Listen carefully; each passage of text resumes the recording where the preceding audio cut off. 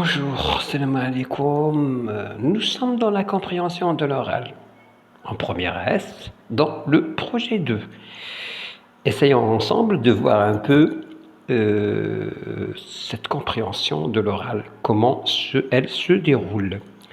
Vous allez voir, vous allez peut-être vous étonner que je vais opter pour la simplicité, pour le terre-à-terre, pour le facile, pour le bref et tout ce qui est à la portée de l'élève moyen. Là, je ne m'adresse pas à de bonnes classes, je m'adresse à l'Algérie entière, je m'adresse à des enseignants qui ont des élèves qui viennent de toute l'Algérie et le niveau diffère d'un endroit à l'autre. Vous savez de quoi je parle. Donc, j'opte pour la facilité.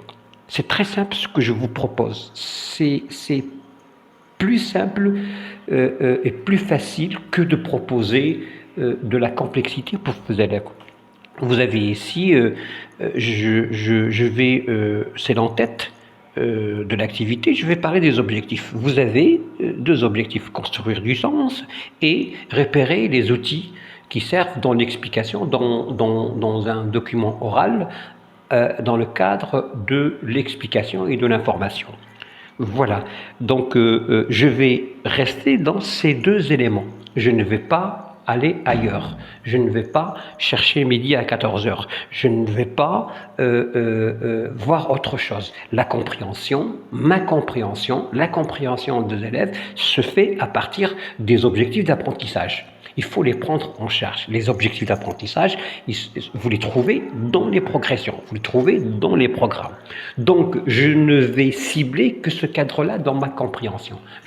Et la compréhension vient de ces objectifs-là. Donc, je propose la vidéo au début pour les élèves. Je la mets sans le son et je demande aux élèves d'observer. C'est tout.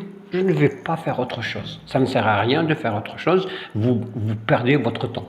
Donc, les élèves vont, après avoir visionné la vidéo sans le son, ils vont émettre des hypothèses de sens. Ils vont voir qu'il y a quelqu'un qui parle et qu'il y a un écrit botulisme et tout ça.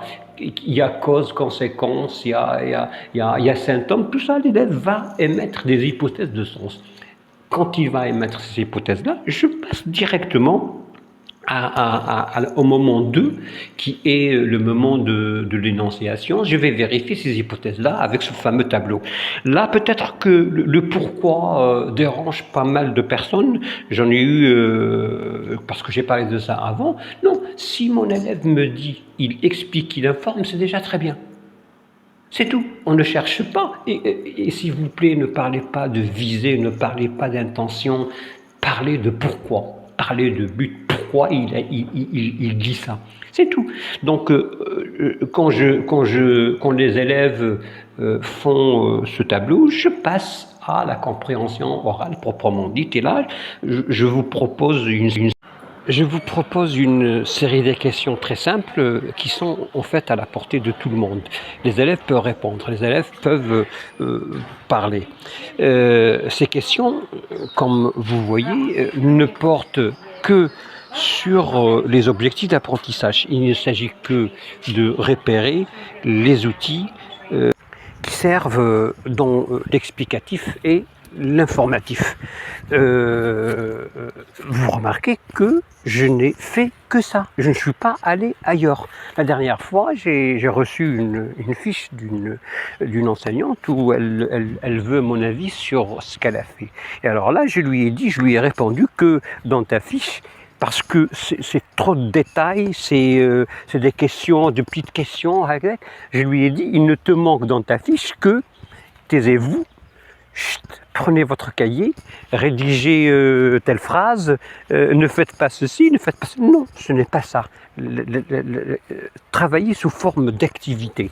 Et cette activité, vous devez cibler les objectifs d'apprentissage. Revenons à l'entête, vous allez voir les objectifs. C'est ça que je vais travailler en compréhension. C'est ça la compréhension proprement dite. Donc, je vais être clair dans ma préparation. Je ne vais pas passer toute une nuit à peaufiner une fiche. Non, je travaille ceci, je travaille ceci, je travaille ceci, c'est tout. Pourquoi vous compliquez la vie à vous-même et à vos élèves? Une fiche, ce n'est pas de détails, non.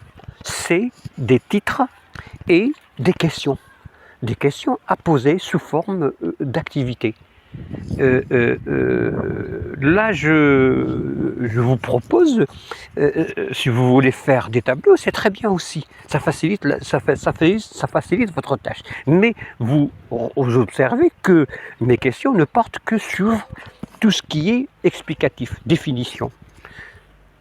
Les causes et les conséquences, c'est une explication, c'est une exemplification. Les symptômes, c'est de l'énumération. Je parle de la présence de l'auteur, je parle de l'objectivité, je parle du temps des verbes, le présent intemporel. Tout ça, je peux le faire en peu de temps. Je ne vais pas aller ailleurs pour parler de tout ça. C'est très simple. Et comme ça, j'arrive à mon objectif. Si vous dites dans vos objectifs que l'élève sera capable de, alors faites-le. Pourquoi aller faire de la compréhension? Ça ne sert à rien. La compréhension, c'est de faire dire à l'élève que il y a une définition, elle fonctionne ainsi, il y a des exemples, ce sont les causes d'où ça vient, et il y a les symptômes. Ici, c'est très bien, il énumère. Donc voilà ce qu'on appelle un texte informatif. C'est ça ce que je veux atteindre en fin de séance. Là, dans un autre moment, je vous propose une récapitulation, un tableau récapitulatif. Les élèves vont reprendre le tout sous forme de tableau. Et dans ce tableau-là, vous voyez encore qu'il ne s'agit que des objectifs d'apprentissage. C'est tout, il n'y a pas autre chose. Le tableau n'est pas exhaustif. Je voulais faire travailler les enseignants. Je n'ai pas fait le corriger des questions. C'est à vous de le faire.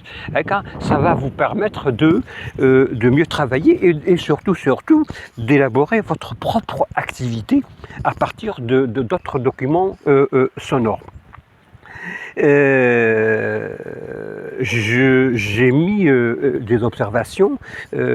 S'il vous plaît, il ne faut pas prendre la parole. Ce n'est pas votre rôle dans cette activité et même dans toutes les activités. Il faut apprendre à limiter votre temps de parole pour laisser le temps à l'élève de parler.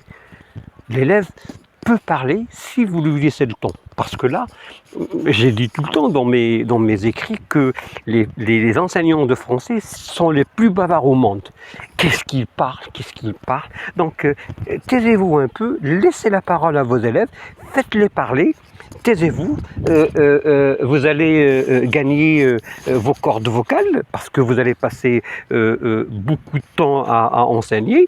Et là, les élèves vont parler. Et faites répéter les réponses. C'est très important pour les élèves d'apprendre à parler français. Pour la fiche apprenant, ne faites que les deux tableaux Hadouk proposés, c'est très simple. Ça va être un élément facilitateur pour vous et pour l'élève pour comprendre. Pour que tout le monde, pour que vous deux, l'élève et l'enseignant, vont réaliser l'objectif en fin de séance. Peut-être que ça va étonner beaucoup de monde de ce que je propose, mais c'est la réalité du terrain, c'est le niveau des élèves qui nous pousse à travailler de la sorte. Ce n'est pas